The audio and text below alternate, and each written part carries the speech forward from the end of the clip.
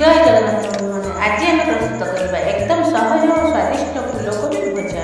प्रथम मैं 2-3 कोबी नहीं आलू गोटे चोपा छुई नहीं टमाटो गोटे रखी कोबी गुड़ी को छोट छोट कर काटिदेवा आलू छोट साइज कर काटिकी रखिदेवा धोईकि कड़े बसैवा सोरिष तेल पकईवा सोरिष तेल ताकीगले आम जो पंचफुटन सुखा लंका पकईवा कटा पकईवा पकई पचड़ भाजवा कटा कोबी आलू को पकईवा हल्दी गुंड 2 चमच स्वाद अनुसार लुण पकई भाजवा ढाकुणी घोड़ेदेवा गोटे टमाटो पकईवा भलसे भाजवा भजा हो आसिले लंका गुंड चिकेन मसला पकई भलसे घोड़ेदेवा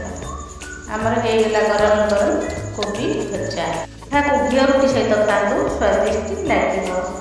वीडियो भल लगे लाइक शेयर कमेंट सब्सक्राइब करने जमा पुणी देखा।